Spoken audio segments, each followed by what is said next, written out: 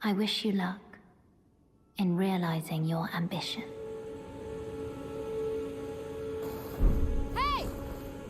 Hey everyone, it's BlueLizardJello and welcome back to Everything Possible in Elden Ring. Well, last time we went for far too long, but we did end up in the Everjail here where we picked up this really cool weapon, Bloodhound's Fang, thanks to the help of our wonderful compatriot Blythe, who we will be seeing more of much later. But today we are finally heading into a new land, and that is the Weeping Peninsula. But before we get there, let's take a look at my stats. Here they are, level 28. Go ahead and pause the video here if you want to know any more about it.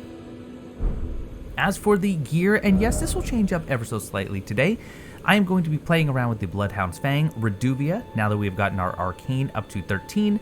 I have the Longbow, I have the Finger Seal, which I'm actually going to put into the first slot. I did have a shield there, but I changed my mind. We're going to be going without a shield. I do have some fire arrows, might be crafting more of those here in a bit. The Bandit Mask, Chain Draped Tabard, and the Aristocrat Boots, along with the Dragon Crest Shield Talisman just to reduce that physical damage.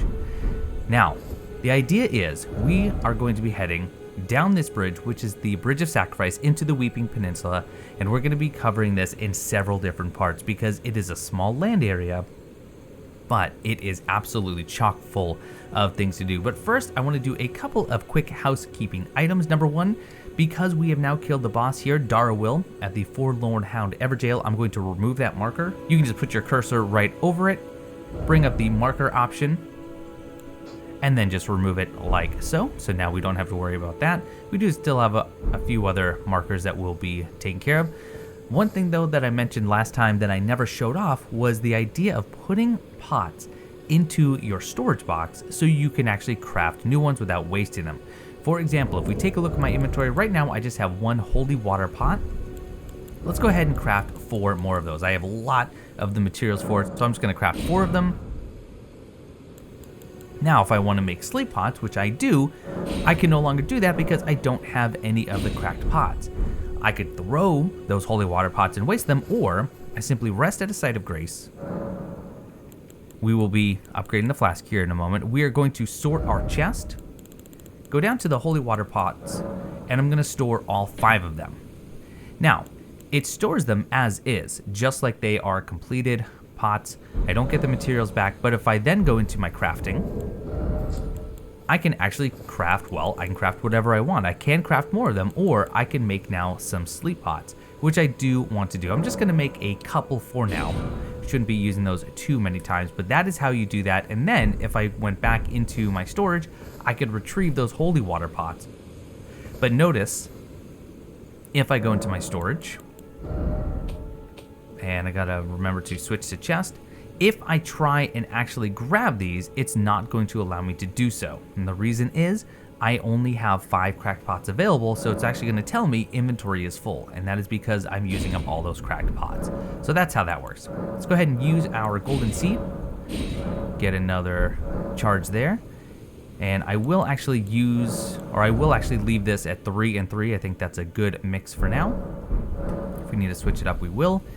And before we head over to the Weeping Peninsula, we're gonna finally take out that enemy right there. Remember I showed him off a couple of parts ago. Now, pay no attention to the runes here. I just left him here for safekeeping. Maybe I can handle this a little bit better. So we're gonna get the sleep pots at the ready. We're gonna kill this enemy, and then we're gonna prepare for the inevitable, which is the Rune Bear. And see if we can bait some big attacks and hit him with a sleep pot. Hopefully he doesn't charge away. Dodge last second. Oh, we actually still got it. Are you falling asleep? Yes, you are. At least the game gave me the critical that time. I'm gonna hit him immediately with another sleep pot. And is he gonna fall asleep? It looks like he is, but way down, unfortunately, in the potential path of a Caden warrior, and he may not even stay asleep for long enough for me to get this. Well, this is gonna be an issue, because I am just downright terrible at fighting these Rune Bears. Even worse when they don't cooperate. Not sure how that hit me.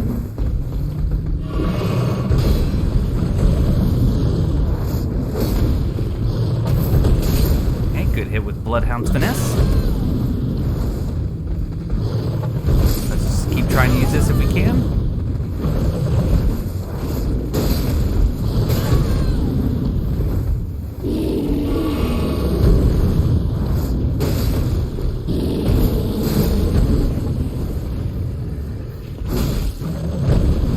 Can't see anything, which means you can't either. Alright, let's back up.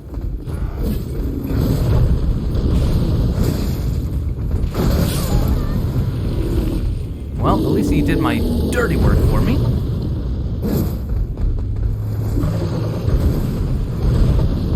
And if we can just get him to bleed, finally. Okay. Don't fight Rune Bears, kids. But the reason we fight him is to get a larval tear. There are a handful of these enemies in the game that are not exactly as they appear, and once you kill them in their transformed state, some of them even harder than Rune Bears, you will get a larval tear.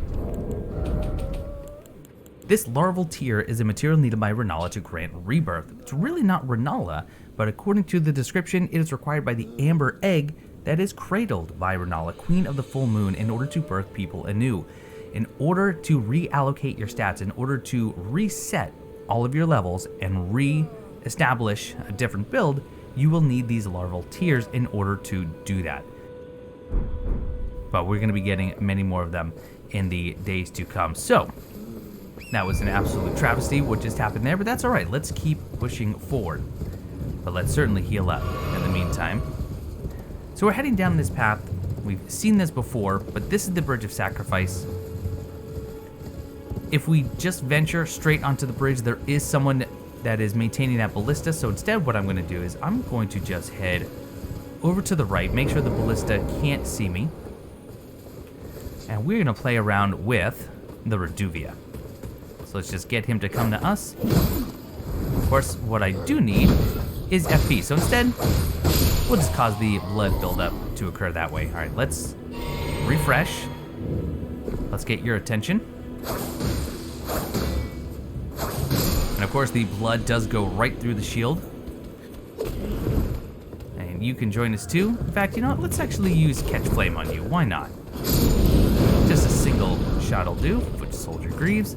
So now we have 1, 2, 3 enemies plus the one on the ballista. So what I like to do is actually just get on Torrent. And if I can time this right, it just looks pretty slick. So we're just going to ride past everything. We're going to go right up to the ballista platform and deal with them that way. It just looks so cool. 2 direct hits with the Reduvia. We'll cut it now. If they block it all, then they won't die from the hemorrhage.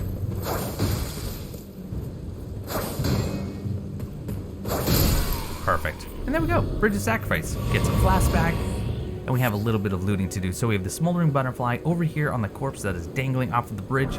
We get 3 more Smithing Stone level 1s, and in the back, we have a Stone Sword Key. And that's why I don't recommend that you purchase from the Twin Maiden Husk in the Round Table Hold, simply because for 4,000 runes, that is quite expensive when you can get many of them for free or heavily discounted elsewhere. But welcome to the Weeping Peninsula. Let's rest up, get all of our health back. We do have an NPC we're going to go talk to here in just a moment. But first, we're going to go off the beaten path here for just a little bit to get a Trina's Lily. So we're going to jump up these rocks, and it's really the only thing that's over here. So if you don't want to go out of your way for a single Trina's Lily, I completely understand. There it is. Of course, that is just the backside of Limgrave. The Forlorn Everjail was just above that Spirit Spring, but now we're going to head back to the Site of Grace.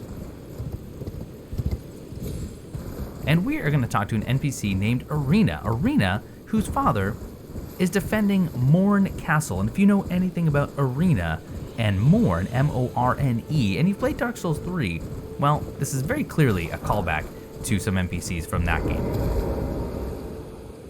Hello? Is somebody there? Might I bend your ear for a moment, please? My name is Irina. I've escaped from Castle Morne to the south. The servants there have rebelled. I can't be sure what it is. My eyesight's been weak since birth, you see. But I swear I heard frightful howling from all over. My good father secreted me out the castle, but decided himself to stay. He says it's his duty. As commander. I fear for Father's life. The servants are full of wrath, filled with hatred for every one of us. They've since come for every one of the companions I escaped with. They haven't spared a soul. I fear it's no different at Castle Morne. Please, I implore you, would you mind taking a letter to my father at the castle? My soul wishes that he escape, even if his honor should be the price. Please. I just want him to be safe.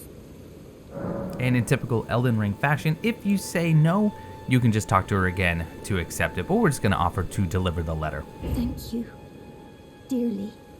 Then please, take this. And we get Irina's letter. Deliver it to my father, who remains in the castle, if you please. This is a very interesting and honestly quite perplexing questline. We'll talk more about that as we unveil some of the steps. And if you take a look at the letter that she just gave us, you can't actually read it. It is simply addressed to the commander of Castle Morne, given by Irina, addressed to her father. Gorgeous silken handkerchief, lightly stained with blood. Words can be made out within. They can be made out, but they're not going to tell us what those words are. And that's okay. You can see here some of the people that must have been accompanying her have been slaughtered, most likely because of those quote-unquote servants from Castle Morne. And if you remember in the last part when I was talking about Master Hugh, the blacksmith, and why the Misbegotten story is so sad, well, once you see what's happening in Castle Morne, you might get another feel for what exactly happened to them. So this little pincher point right here, you have a caravan that has clearly been attacked. We have a number of dogs. We do have a troll that was pulling the caravan, a couple of soldiers that are taking a breather, and just up ahead is a pretty gruesome scene. But I do have the longbow, and I have the longbow for a reason. The mighty shot ability on this, coupled with flame arrows, is incredibly beneficial early on. And if we want to snipe these dogs, all I need to do is activate mighty shot, and then if you have 2 sets of arrows equipped, R1 will fire whatever in the first slot, and R2 will fire whatever in the second shot. So I'm just going to use my flame arrows to take out some of these dogs before we go into the fray here. There we have it.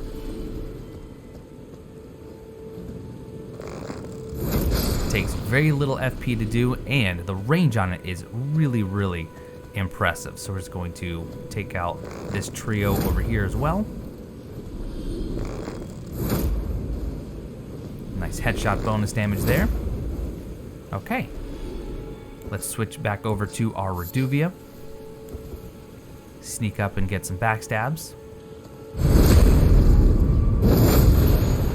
There we have it. And let's go get this soldier. That way we can focus on the troll here without any interference.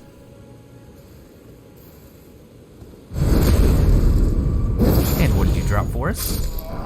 Okay, some bolts. Ooh, and now we are going to focus on the troll using the Bloodhound's Fang.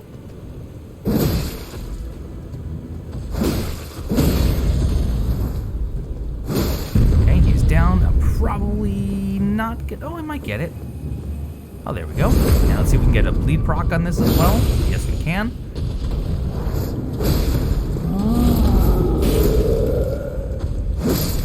The Bloodhound's Fang is such a good troll killer. Makes very, very quick work of it. And for 1,000 runes, not too bad. So over here, look at this site. These are the servants that Irina was referring to. These are the Misbegotten, the same creature, or the same race of creature that Master Hugh the blacksmith is. And you can see that they are just butchering the soldiers that they've already killed. There's some even worse sights that we're gonna see when we get to the actual castle, where we have a strip of white flesh. Before we take care of the Misbegotten, come up here and grab the Morningstar. Morningstar, really, really nice early bleed weapon. 12 strength, 8 dexterity, bleed buildup, works like a hammer. Really, really fun to use, and very modest in terms of the requirements. I'm not going to go for that golden skull. What I want to do is I'm going to get Reduvia out, and we're going to just sneak up and get some backstabs on all of these. Ooh, we actually have a glowing eye Misbegotten. Very nice. This will typically get one of their attention, so I'm going to then just immediately get into crouch. We'll head to this one, get a backstab. And then he's actually going to come and look for his friend over here. So we can just now sneak up on him. We'll be fighting plenty of these the quote-unquote correct way once we get to the castle. And lastly, there we have it. Not bad. And now we can do a little bit of looting. So you have a smithing stone level 2 here and a golden rune level 2 here.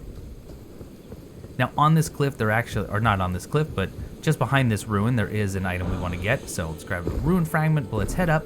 Bunny hop our way up. I could just be on torrent. And actually, let's do that right now because I just fell. Right, let's do that again. We'll take care of that teardrop scarab in just a moment. And remember, if you do go to fight a teardrop scarab and they get away, just quit and reload and it'll be back. But we're up here just to get the single arteria leaf. Let's get our bloodhound's fang going and let's just take care of this teardrop. This is a very, very valuable Ash of War in my opinion, because we were just using it. It is the Ash of War Mighty Shot. So this is a bow skill. It is applicable to light bows and long bows, not great bows. And you can use it, as I said, with both primary and secondary arrows, but Mighty Shot increases your effective distance, it adds damage, it also partially ignores shields if they're blocking, but it also increases status buildup, so poison arrows, sleep arrows, all of those are more effective if shot with the Mighty Shot. So now we are heading forward. Fortunately for us, it is not nighttime. If it was, we would be joined by a boss coming over that hill right there. We are going to be dealing with it momentarily, but first, we do have another site of grace. Let's rest here.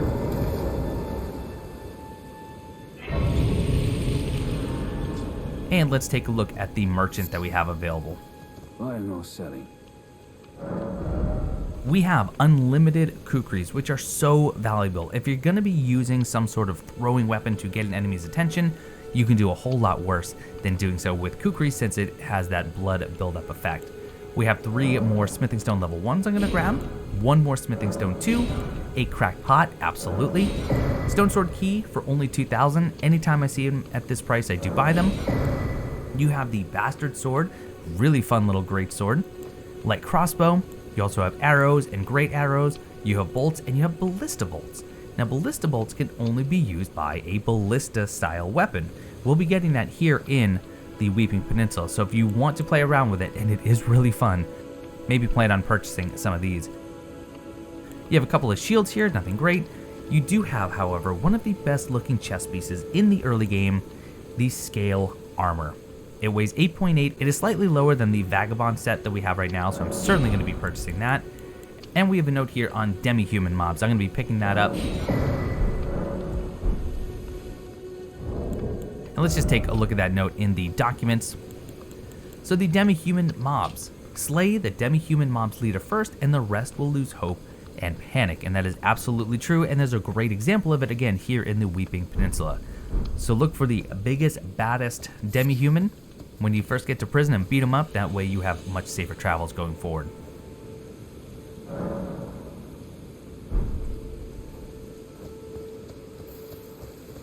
Trade again. I also failed to mention the Crimson Amber Medallion. This is the same starting gift that you could have started with. This is a 5% increase to your HP. So since it is percentage based, it does actually increase essentially in value the more vigor that you have. But 5%, if you're noticing that your health is just a little bit too low and you can't level up, you could do worse than the Crimson Amber Medallion, but you could probably also do better. You will. So now we are going to be fighting this boss coming up, and it's another Knight's Cavalry, but first I need to prepare. We're going to do this fight mostly with the Catch Flame incantation. So I want to have the Finger Seal in my right hand. Then I want the Bloodhound's Fang next to that. And I do want a good shield. So we're going to fight this very similarly to how we fought the Knight's Cavalry the first time around. Instead of actually just attacking him when I'm on his side, I'm going to be using Catch Flame just because it's something different. So we want a nice guard boost, but I don't want to be heavy. So I guess we'll just... we're gonna actually have to switch something out.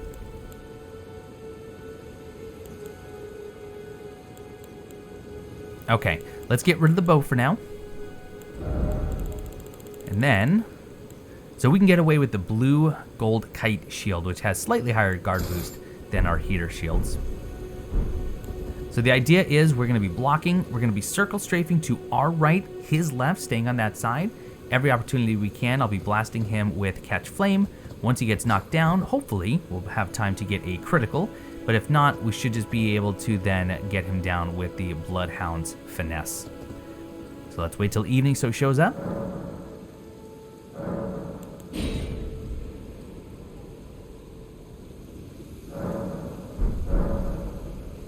And there he is. So let's get ready to take on the next Knight's Cavalry. One thing I should mention, however, is you may need a stanching bolus. The flail that he has will cause blood buildup, and you don't want that to happen. So let's target the horse, get our shield up, and again, we're just going to be strafing to the right, his left. Don't get greedy. Somehow that missed. But you can see, even when I block, the blood buildup is still going to take place. So you may need to be very careful with your blood loss. Okay. We'll need to heal here. You can always roll out of the way of that one, if need be.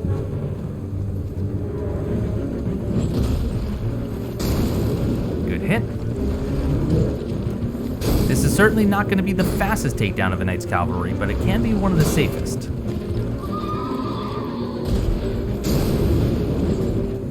And we're going to have to use one of our Flask of Ceruleans. Too far away. Yeah, unfortunately it does have a very, very limited range, Catch Flame.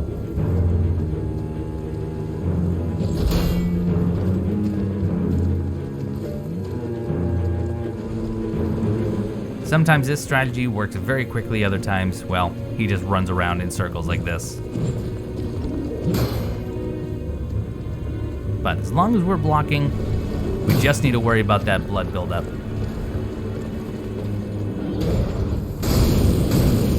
Nice double hit there.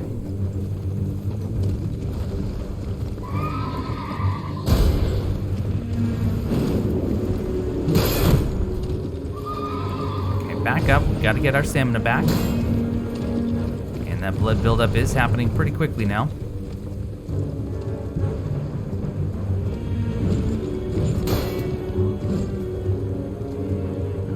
Now let's just wait for him to come to us.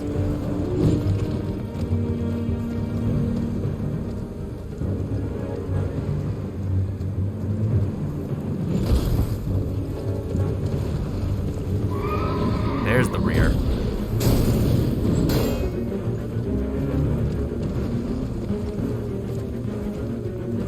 You know, in practice, he really didn't run around this often.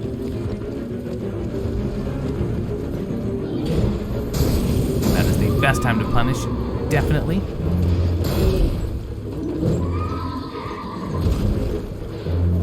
Okay, need some more FP here.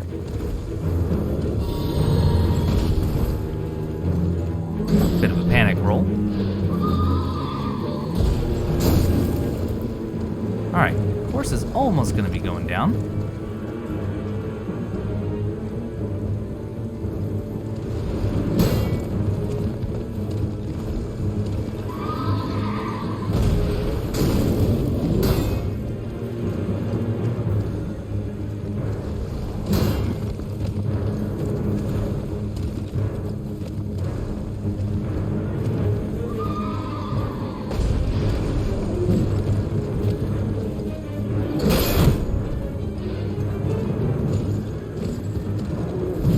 Stamina was low, that's why I decided to roll through that one instead.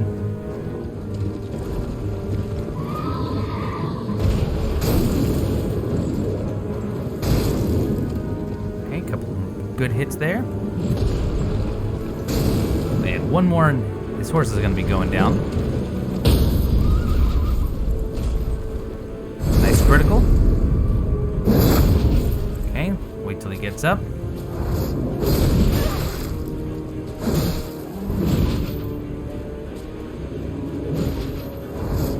And finesse. Might be able to get the kill here. There we go. Beautiful. Took a little bit of time, but there we go. Knight's Cavalry with the Flail is down. And we get the Ash of War Barricade Shield, and we get the Nightrider Flail. Let's take a look at both of these. So the Barricade Shield, it is usable on all shields. Now, there's a little bit of a story here we need to talk about. A skill made famous by Sir Needhart. Focus your energy into the shield, temporarily hardening it to deflect greater blows. This is the only mention of this individual named Sir Needhart in the entire game. I have combed trying to figure out exactly who this person was and why he's mentioned here in Barricade Shield, and I have some ideas. I want to run them by you, and you tell me which one you believe that it could be. Well, Sir Needhart could be referring to Jim Neidhart. He was an American wrestler in the 80s and the 90s. Possibly him.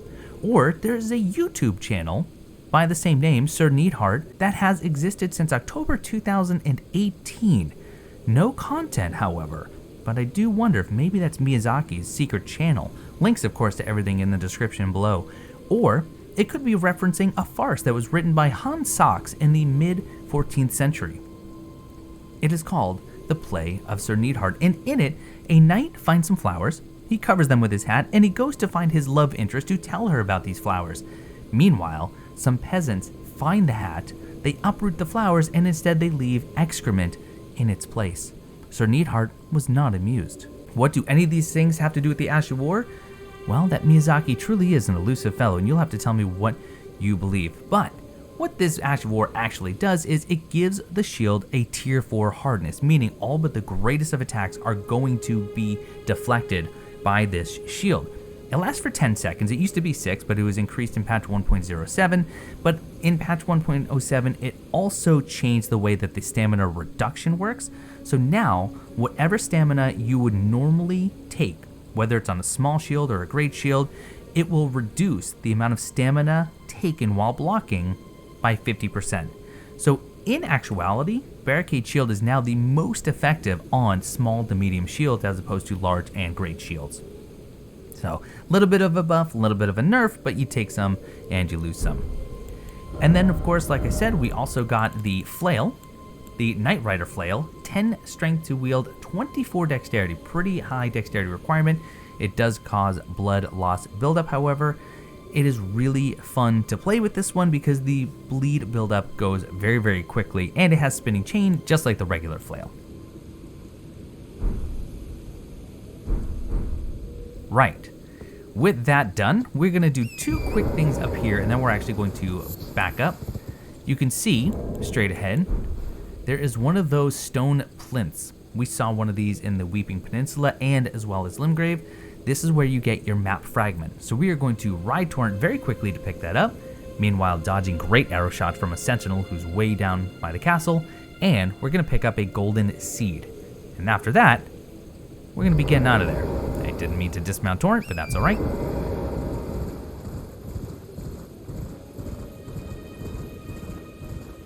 Just watch out for any arrows that may be coming your way. Looks like one is about to be loosed. There we go. Jump over that. Grab the map of the Weeping Peninsula. Then we're going to back up. We're going to get on top of these rocks here. Makes it a lot safer. Be careful if it's nighttime and you are approaching those ruins and those bats. There is another nighttime boss. Of course, it is a death bird. We've already fought one of those before as well. But for now, we're just going to leave him be and we'll fight him another time. We're just here for this little Erdtree sapling. Grab the golden seed, and we are out. Anytime you hear that whooshing sound, just get out of town. Unfortunately, we cannot just fast travel because the Sentinel is aware of us, but we can just ride back to the site of grace and reset that.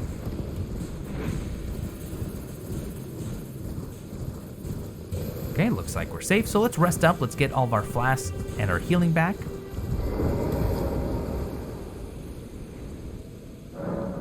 Now at this point, you may think, why can't I upgrade my flask? And that is because at this point, it now takes 2 golden seeds. As you get to certain thresholds in your flask inventory, it will require more and more seeds to level it up. So we have 1, we need another one. You could in theory go kill Kenneth Height, and I wouldn't blame you, but there's other ways to do it. Now I'm gonna pass the time just so it's a bit brighter here. And there's 2 ways of going up onto this plateau. There is a path straight forward there, or there is the Spirit Spring. We're gonna take the Spirit Spring because on top of that tower, there's a bit of loot. So we want to actually ride towards that tower. And as long as we are heading in that direction, we don't even need to double jump. And we have all Ninja Turtle cosplay enthusiasts' favorite item, the Great Turtle Shell. This Great Turtle Shell, it is a medium shield that comes with Barricade shield, the very same Ash of War that we just picked up from the Nightrider's Calvary. It does weigh 5.5, doesn't even have 100% physical damage negation, and the guard boost is only 49, so nothing too amazing. However, just like the Green Turtle Talisman or the Pickled Turtle Neck that you can craft, your stamina recovery speed is increased simply by having this on. I believe it is 3 for every second, 3 stamina per second as long as you have this equipped. The nice thing is, you don't have to have it out. Anything that has a passive effect like the Great Turtle Shell, it can still give you its passive effect when it's on your back like this. So if you're two-handing your main weapon and you, again, look like a Ninja Turtle, you're still getting the buff, and you can see that up in the top left. You also have 2 warming stones, so this is something new to us. This is a really good little item if you are safe, if you can actually place it down somewhere safe. You use FP, it only costs 20 FP to use, but you'll drop this, and essentially this is like a warmth incantation, and you're going to regenerate health as long as you're within the zone of healing. It is 25 hit points per second, it's pretty quick. It lasts for 30 seconds, so it's a grand total of 750 hit points worth of healing. You can craft these, but it's much, much later. But it is a ruin fragment, like those we've been finding along the ruins, and it's been blessed with an incantation of the 2 fingers. It's said that the Erd Tree was once as warm as the gentle sun and would gradually heal all who bathed in its rays. Pretty interesting item there. So now we're going to drop down here, and we have this tower. These towers are spread throughout the lands between. They always have something magic related on the inside. And this one is no different. So let's head to the front here. And this is Oridys Rise. However, we do have some wolves to take care of before we get involved with this tower. So let's take care of the alpha first. And let's get knocked up and torn second.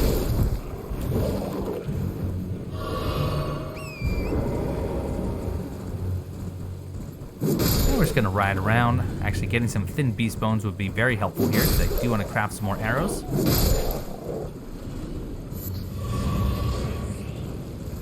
Now again though, there are some more wolves. Let's head over here to get this small pack.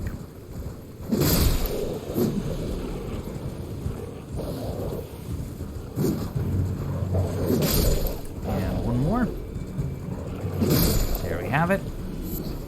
And again, before we interact with the tower, let's head up here to another hemicyclium, grab some more starlight shards. I still hate calling that plural, even though it's clearly just the one. Oh, we do have one wolf here.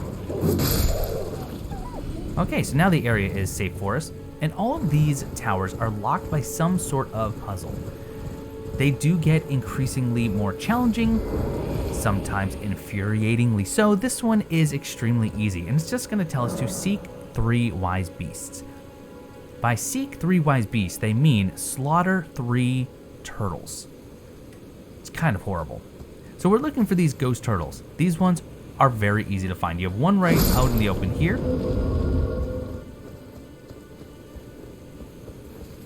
As you loop around here while you're looking for the others, you may notice that there's some splashing in this pond that wasn't here before.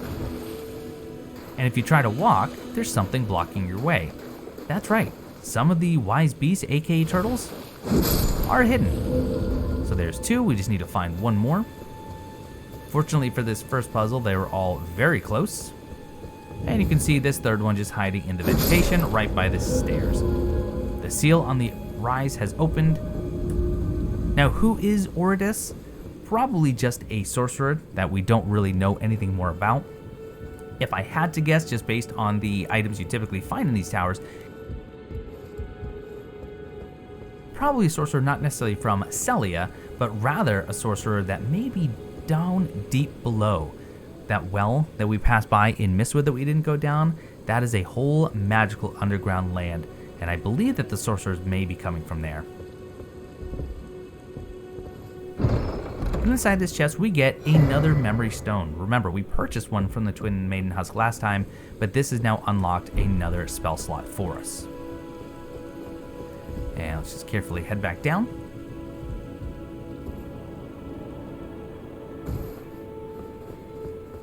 And heading outside, let's hop on Torrent. Don't really have any loot to the left and right. There's some crafting materials. But for us, what we want to do is head up here and just take a look at the scene that is taking place below us. It's actually not a great vantage because of the trees. We'll head down by Mr. Owl. And you have a meteorite site. This is where a meteorite has come down, or maybe several. You can see all the craters here. And these enemies are known as Starcallers. These Starcallers seem to be worshipping this site and are trying to bring something forth through that portal there. Fortunately for us, it is an enemy type that we have seen before, but the Starcallers, this is not a bad place to farm because they can drop both Gravity Stone Fan and Gravity Stone Chunks. Those are the same items we picked up in the Crystal Tunnels after we got sent through the trap chest. Really useful magic item, but we also have a Site of Grace just nearby, so we can very easily farm these if we so desire.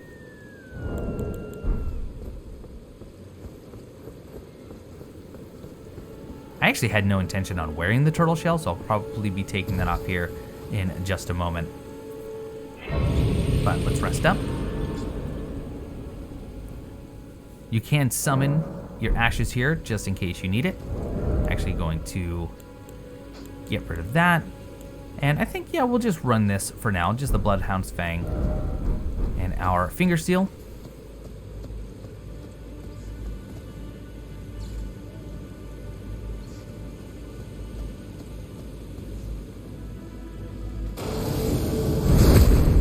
And there we go. Once you get too close, the Lesser Alabaster Lord is going to join the fight, so we're going to back up because we don't want to fight them all together. And let's see if we can just bait something that we can punish with the Bloodhound's Finesse. Well, watch that gravity well. Do have a Stake of America here in case it just goes very, very poorly, and it may. What I'm trying to do is just get you dealt with. There we have it. And followed up with a heavy attack. And once again, followed up. And we've got the Lesser Alabaster Lord. And we actually get nothing from that one, which is truly a shame. Let's see if we can get any of these Gravity Stone items to drop, though. Let's deal with this one who's just, well, let's actually deal with the one patrolling, then we'll deal with the one who's just worshipping.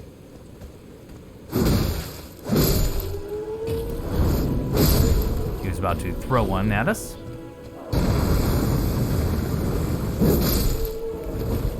No drops. That's a shame. That's alright, though. Like I said, if you want to farm for it, you can do so just by resting at that very close Site of Grace and rinsing and repeating as often as you like.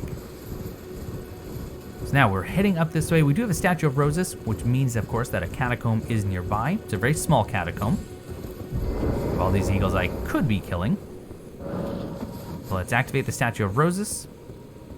You can see that that is heading down towards the ground, actually.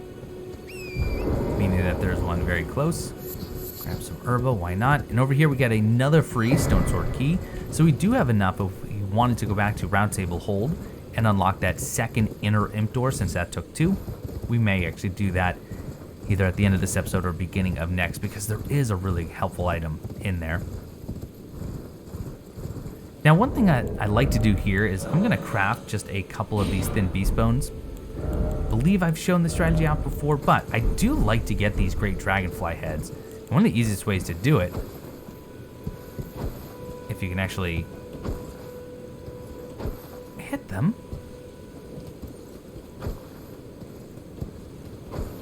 What? I've never missed so many times, but there we go. Pretty cheap to craft, at least. If you want to just maybe sit still, there we go. And they're not guaranteed drops, but it's a fairly high chance. There we go, there's another. As long as they're sitting still. You can also do this with the birds, like the guillemots and the eagles. There we go. And we're heading down this way because there is a Trina's Lily. We've actually passed the Catacombs, but there's the Trina's Lily. And we are going to take care of this Catacombs before we sign off for the day. So let's hop off Torrent, and this is the Impaler's Catacombs. And I'm going to tell you right now, you are going to see me summon the Spirit Ash in this playthrough, because the boss in this area, we fought it before, but never with 4 imps alongside of it. We're also going to change up our build a little bit since we're going to be fighting some imps. Slash is really not going to be very effective, so instead, I'm just going to get our Sacred Large Club out, along with Golden Vow, and this ought to do it. We're just going to slowly make our way through. Knock that one off. Grab some Grey Violets. It's actually going to prove useful here soon.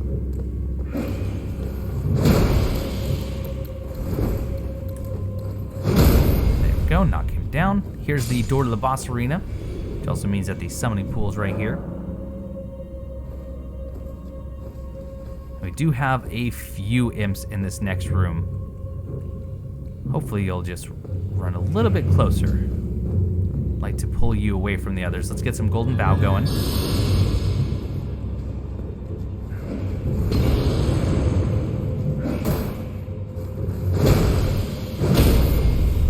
Okay, good. Just watch it. Once again, if we can get them separated, that is going to be the perfect opportunity for us. This is not perfect, however. And I did, unfortunately, get rid of my stanching boluses.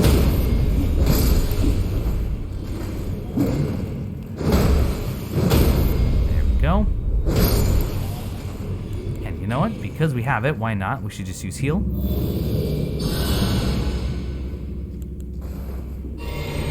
Club back out. We're just making our way slowly. Over here we have, jump up. We have a Grave Glovewort level 1, useful for leveling up our spirit summons. Okay, just a single imp in here.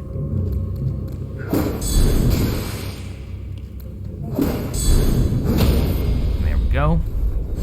Guard counter, really helpful. However, if you're not using a shield, it can be a little bit scary.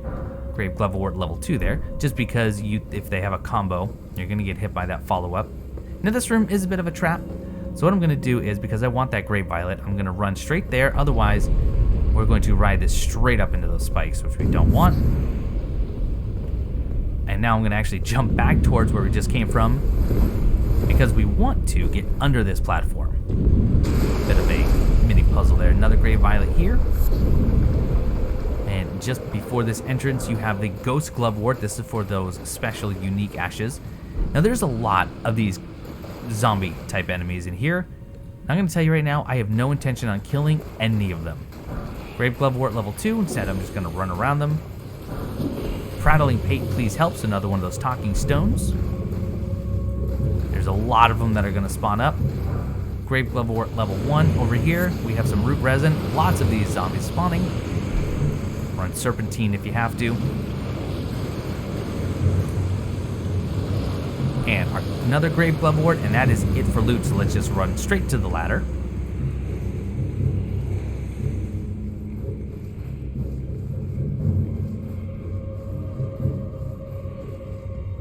And up here we finally have the lever, so that is going to open up that heavy door somewhere. Make sure we get rid of that message.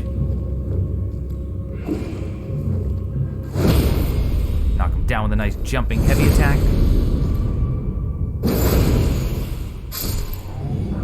Grab the Grave Glovewort level 2, and as we jump through this window, we are right at the door itself. So I have used a couple flasks here, so it's probably going to be in my best interest in order to just rest at the site of grace again, which is exactly what I'll do. I'll have 2 imps to deal with in the meantime, but that's fine. Now this boss, as I said, it's something we fought before. It's not terribly difficult, but it is made much more challenging by the fact that there are 4 imps in the same small arena as the Erdtree Burial Watchdog. That's right, that creepy cat-like thing is back. So let's just make our way there. Knock him off. Grab some more Grave Violet.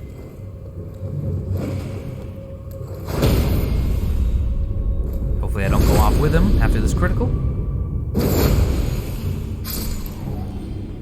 But there is a way that you can control the situation if you come back here much later. There is an item known as a crystal dart, and unfortunately going the quote-unquote organic or natural route, you won't have them by now.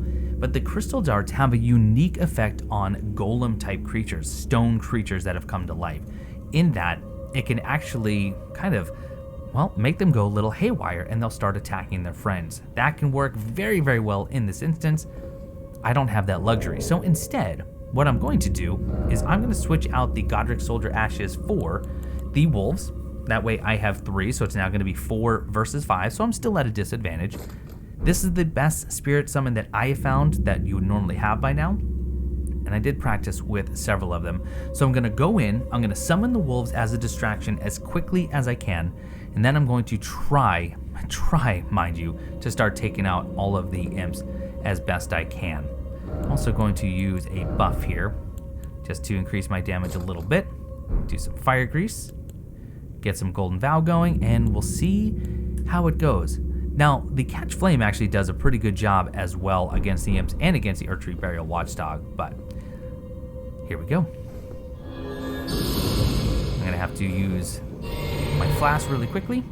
Immediately in, I'm going to bring out the wolves. Well, that was unfortunate. And are you going to do a nice big leap? Okay, 1 imp is done. Let's take care of one of these ones that's actually throwing stuff at us, especially because a jump attack will take him out. So we've already lost 1 wolf. Okay, this imp is just about dead. As we save, I'm going to heal here. Okay, we're down to 1 wolf left. Okay. Well, that's alright, because now it is just us versus the Burial Watchdog. Definitely need to heal up. Okay. Oh, and I can't use Fire Buff because I forgot that I'm using split damage on this club, which is not ideal. So instead, we want to try and bait some attacks that we can really punish, which is not these. Not ideally.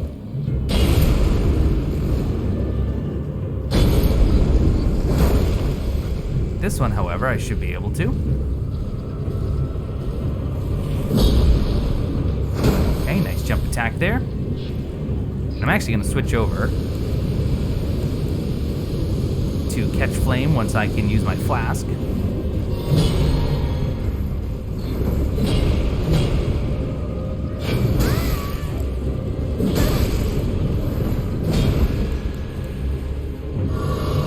Still not my favorite fight.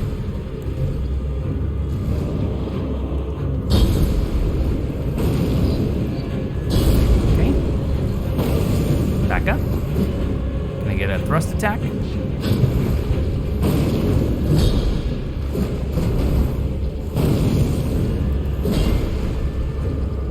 Okay, let's go back to the club.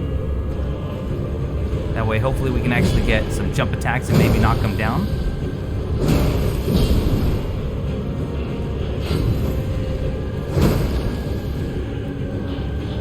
There we go. And critical, let's see see if that takes him out. It does indeed. I'm not going to use a pickled foulfoot here, but we get the demi-human ashes. One of the best early game ashes that anyone could ever ask for. The demi-human ashes. You summon 5 demi-humans, and just like their actual real-life counterparts, if it is nighttime, they're even more aggressive. You summon 5. You get the big one with the club, you get some with the shield, you get some with the swords. It is just an absolute pandemonium effect whenever you summon these, and it only costs 69 FP. Pretty low considering just how much bang you get for the buck. And that's it for the Impaler's Catacomb. There's not a whole lot here. It's a rather short one, as I said. Let's just grab some root resin, and we're gonna make our way back to the Castle Morne Rampart. But we are only scratching the surface of Weeping Peninsula, and yet that is going to do it for this episode. So I hope you learned something. If you did, let me know down below what you learned, and if I missed something or if you have a better strategy against, well, geez, let's see, the Nightrider's Cavalry, the Rune Bear, or the Erdtree Burial Watchdog. Let me know that down in the comments below as well so we can all keep learning. But I want to thank you all so much for watching, and I will see you next time.